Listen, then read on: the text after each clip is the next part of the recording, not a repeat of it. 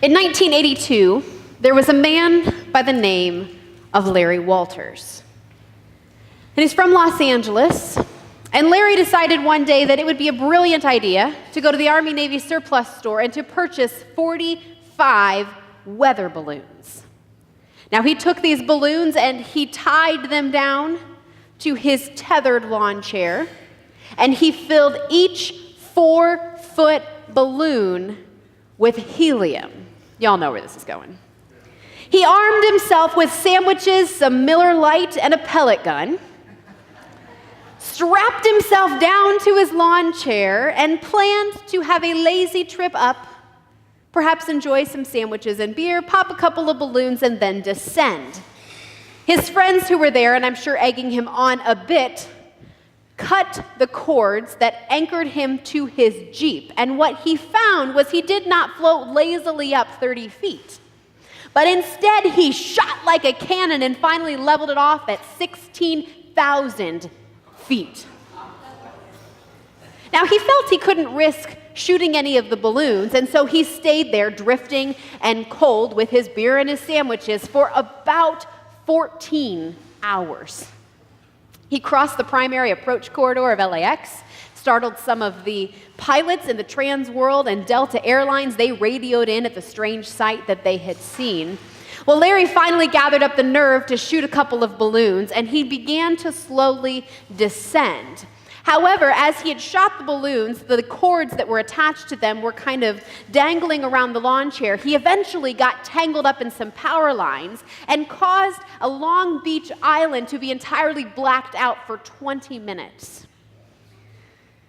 He managed to climb to safety and was arrested by the waiting members of the LAPD, who had not yet decided what they were arresting him for. They said, "I'm sure he's broken a law somewhere, we'll figure it out." As they led him away in handcuffs, one of the reporters who was there on site asked him what he was thinking. And he said, "Well, a man can't just sit around." The things we're willing to risk, right? The ways in which we risk. I mean, what happens when we risk? Do we take into account what's at stake? Is there a point where we realize too late, like Lawn Chair Larry, that the risk is too great? Is there a point, like when we get into flipping a house and we realize we've gone over budget, we're in too deep? I wonder if that thought and emotion was resonating with the Jews in the story here with Nehemiah. You see, they'd gotten excited. They were rallied up. They'd come up with this really awesome community restoration plan. They were ready to go. They were ready to get to work. They were ready to rebuild. I imagine there was squealing, probably a lot of like, woohoo! All that excitement is traveling around everywhere. They're ready to go. And then reality sets in. And it wasn't the work.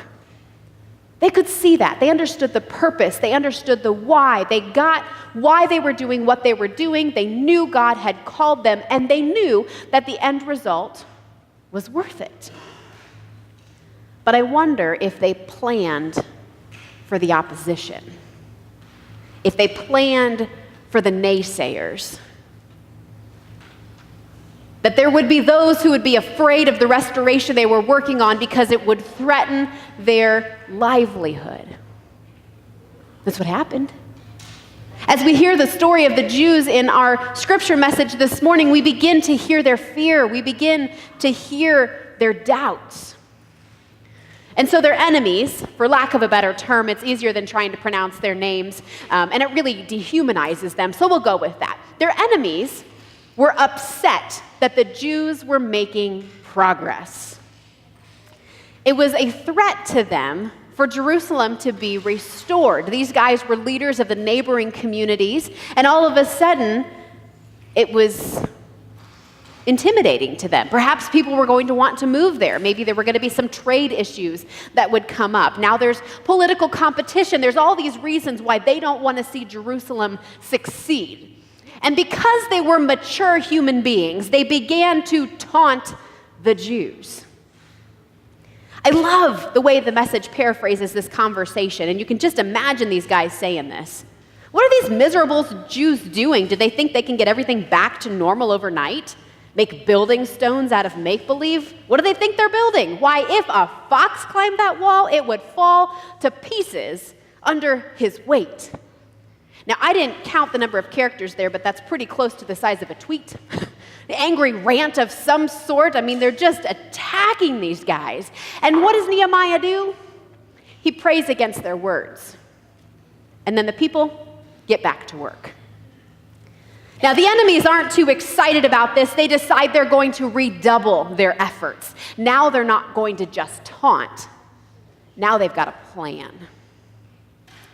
And I imagine at some point, their words began to weigh on the hearts of the Jewish people. It's a lot harder to say I'm rubber and you're glue and the words are going to bounce off of me and stick to you. Doesn't work quite so well. Words have power. Words have intention. Words have meaning. And words can hurt. And at some point, it caused them to reflect on their own doubts and fears that they were already experiencing. And so we start to see this bubble up. They say, wait a second, can we actually do this? Is this project absolutely ridiculous? Are we going to be able to complete it? Are we going to fail? What kind of opposition are we going to receive? Are people going to reject us? Are we even cut out to do this at all? Have you ever felt that kind of doubt or fear? Ever had a project before you, some sort of crazy idea? You start to doubt and question. You know, it's easy to fall into the endless cycle of what ifs. It's easy to catastrophize and assume that the absolute worst will absolutely happen. It's easy to move to a position of fear. We fear rejection. We fear failure. We fear opposition. You see, community restoration is risky business. It is easy to be afraid of losing people, especially as a church. It's easy to be afraid that we're going to make other people mad. It's easy to be afraid of losing our safety net. It is easy to be afraid of losing our comfort zone. Those things that we've always known or think that we've always known, those things that come with change. And in the midst of it all, it is easy to allow fear to paralyze us. There was a great sketch many years ago on Mad TV with Bob Newhart, and he portrays a counselor who is meeting with a lady who is afraid of being buried alive in a box. And I really wanted to show it to you this morning, but it's 6 minutes long, and while I know we're all interested in getting to lunch, I wasn't sure the clip, and watch it sometime. So he talks to this lady, and he says, has anyone ever tried to bury you in a box? Well, no, of course not. But just thinking about it, it makes me panic. I can't go through tunnels. I can't be in elevators. I can't be in houses. I mean, anything boxy. And he suggests perhaps that she might be claustrophobic, and he wants to help her out. And he says, I'm going to give you 2 words, just 2, and I'm going to say them to you right now, and I want you to listen very carefully to these words. Take them from my office and incorporate them into your life. Are you ready? It's like, should I write this down? He says, well, we find most people can remember them, but whatever you need to do. And so he responds to this lady. He says, okay, here they are, your 2 words. Stop it. She says, what if? Nope, stop it. But what about we don't go there? Stop it. And he goes on and tries to convince her that all she needs to do is stop it. It is easy for us to become victims of our fears. It is not easy to stop feeling the fear. So what do I suggest? Feel the fear and act anyway. Lean into the fear. Don't shy away from it. Because you see, God calls us to really big things. life-changing things, world-changing things, kingdom-impacting things. And when we feel our heart break, and when we begin to move forward and begin to do something about it, what we realize is that heartbreak comes with great risk. And that can be scary. That can be daunting.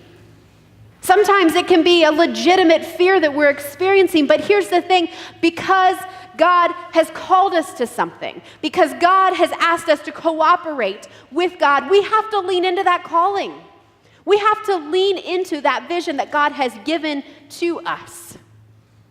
And so we watch how Nehemiah responds to this, and I think there's great application for us. There are 4 things that Nehemiah does that I'm going to offer to you today. He assures the people of God's calling. He addresses their fears. He helps them to be prepared to face opposition, and then he calls them to keep working toward community restoration. You see, God doesn't call us to be naive. God doesn't ask us to be unprepared. God does ask us to keep working. I am assured that God has called us as a church to move from worrying about whether or not we can keep our church doors open to becoming a major leader in our community so that others might be blessed. But that's a scary proposition. And I hear your fears. I hear your worries. I know that there are people in this church who love change. There are big risks. And it is possible that not everybody is going to make the journey with us. Here's the things. We may face opposition from those who don't trust the church. We may face opposition from that tiny majority in our church who doesn't like change. We may face apathy from those within who just aren't interested in putting in the work, or we may face outright dismissal from those in the community who don't think we have the power or the influence or the status to make an impact or a difference in this community. We may feel the job is too big, or too daunting, or too difficult to accomplish. We may even be attacked by those who feel threatened because all of a sudden we are a major leader in our community. But it's a worthwhile venture. It's a worthwhile risk. It is worth risking the fear and choosing to lean in anyway. I have a quote on my wall. Poet Aaron Hansen writes, "There is freedom waiting for you on the breezes of the sky, and you ask, what if I fall? Oh, but my darling, what if you fly?" Here's the thing. We still get to choose how to respond to our heartbreak, to the plans of action that we create, to the fear that we may feel. We get to choose how to respond. So how do we face that opposition? What kind of preparation do we need? How do we make plans? We have to remind ourselves of our why. What's our calling? Where are we grounded? Who has God called us to be? Who has God called us to impact? Where is our center? A space where we cannot be swayed. We have to know our why. Why are we doing this? What difference will this make in the lives of those around us and the lives of those in our community? And I'm telling you, we have to be grounded, because here's the thing. When that fear crops up, when that opposition comes before us, we're going to have to make a choice. Who are we going to listen to? Are we going to listen to the call of God? Or are we going to listen to the cry of the angry mob? Are we going to listen to the hope of God, or are we going to listen to the nagging threat within us that says we have to please other people? Fear has the opportunity to do 2 things. One, as we've talked about, fear can paralyze us, absolutely stop us dead in our tracks. But it can also push us further than we ever thought that we could go if we know our why, if we can see further than our fear. T.S. Eliot writes, only those who will risk going too far can possibly find out how far one can go. You see, we can't let fear paralyze us because then fear wins. We have to be willing to risk for the sake of God and for God's kingdom. We have to be willing to step out of our comfort zone in order to change the lives of those whose situations break our hearts. And so things to ponder for today is, who needs you to take a risk? Who needs you to be willing to lean into your fears, to lean into your doubts, to push past those things? Whose world might change because you have chosen to respond to fear by leaning in? So a quick review of the things that Nehemiah has done. We've been assured that God has called us, moving us from surviving to thriving. We've addressed the fact that we have fears. We've talked about what do we do with opposition, and so what's left? Getting back to work. Mother Teresa was said to have a poem on the walls of her children's home in Calcutta. And it is an adaptation from an original poem by Dr. Kent M. Keith. And you will find both of those on your bulletin on two sides of a half sheet. There's a little bit of a lot to take in. But what I want you to do is to take a moment, perhaps close your eyes if that helps, and I want you to listen to the words of the poem that was on Mother Teresa's wall. Grab a hold of what it is that you need, and what I want you to do is hear these words as a challenge. Perhaps not every line is for you, but perhaps something is a challenge to you. Hear these words. People are often unreasonable, irrational, and self-centered. Forgive them anyway. If you are kind, people may accuse you of selfish, ulterior motives. Be kind anyway. If you are successful, you will win some unfaithful friends and some genuine enemies. Succeed anyway. If you are honest and sincere, people may deceive you. Be honest and sincere anyway.